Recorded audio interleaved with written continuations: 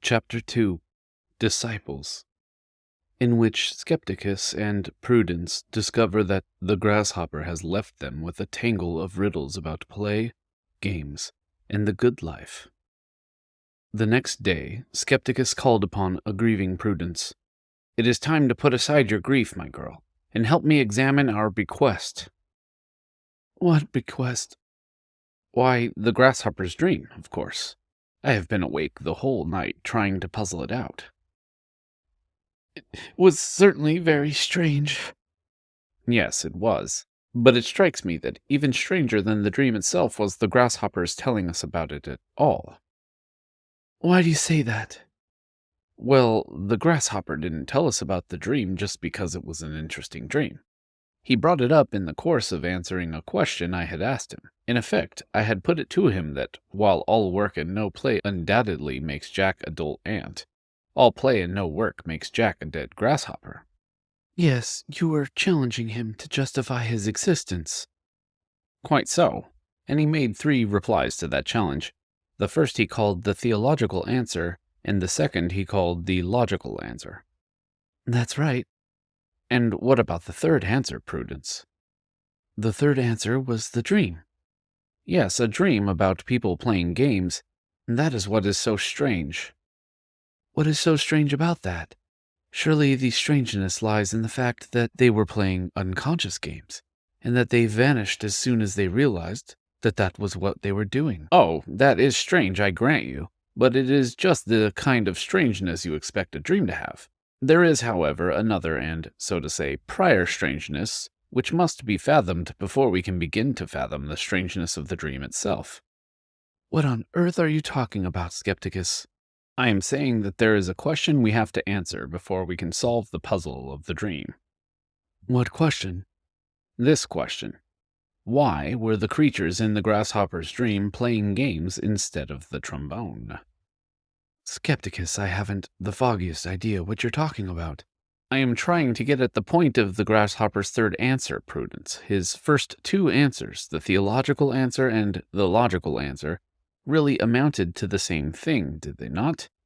Each was a way of expressing the grasshopper's determination to remain true to himself, even at the cost of his life." "Yes, that's right." "And his remaining true to himself, Prudence, what did that consist in?" "Why, in refusing to work and insisting upon devoting himself exclusively to play." "And what did the words work and play mean in that context?" "Pretty much what most people usually mean by those words, I should think. Working is doing things you have to do, and playing is doing things for the fun of it." "So that for play we could substitute the expression, doing things we value for their own sake, and for work we could substitute the expression, doing things we value for the sake of something else?" "Yes, work is a kind of necessary evil which we accept because it makes it possible for us to do things we think of as being good in themselves." "So that under the heading play, we could include any number of quite different things, vacationing in Florida, collecting stamps, reading a novel, playing chess, or playing the trombone." "Yes, all of those things would count as play as we are using the word. We are using play as equivalent to leisure activities." "Then it is clear, is it not, that playing, in this usage, cannot be the same as playing games, since there are many leisure activities, as we have just noted, that are not games." "No, they are not the same. Playing games is just one kind of leisure activity." "Therefore, when the grasshopper was extolling the life of play, he meant by that life, presumably, not doing any specific thing, but doing any of a number of quite different things, depending, no doubt, on the talents and preferences of those doing the playing. That is, some people like to collect stamps, and some do not. Some have a talent for chess, or for playing wind instruments, and some do not. So the grasshopper surely was not arguing that the life he was seeking to justify, the life of the grasshopper, was identical with just one of those leisure activities. He was not contending, for example, that the life of the grasshopper is identical with playing the trombone." "Of course not, Skepticus. How absurd." "Yes, that would be absurd. And that is precisely why I find the grasshopper's third answer so strange. For in that answer he seemed to be taking the view not that the life of the grasshopper ought to consist simply in leisure activities, but that it ought to consist in playing games. For he began his answer, you will recall, by telling us that he sometimes fancied that everyone alive was really a grasshopper in disguise. Yes, I remember.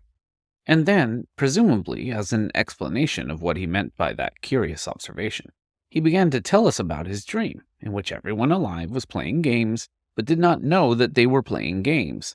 The conclusion seems inescapable that the grasshopper was thinking of a grasshopper in disguise as being identical with someone playing a game without knowing that he was playing a game, and that he therefore believed game playing, and not merely playing in general, to be the essential life of the grasshopper. Yes, I see, Skepticus. How very odd. Indeed, for the dream is revealed as a riddle, which is itself contained within another riddle. First, there is the rather complicated riddle of the dream itself. Why should creatures who do not know themselves to be grasshoppers, and who have been playing games that they do not know to be games, suffer annihilation upon discovering that that is what they have been doing? And why, if they are playing games, don't they know it? But all of this is part of another riddle. That is, why should the quintessential grasshopper be a player of games rather than a doer of any number of other things which are valuable in themselves, and which therefore count as play every bit as much as game playing does? Oh, Skepticus, how maddening! I thought I had finally come to understand the message of the grasshopper, but now it appears that his most profound teaching will be forever lost to us.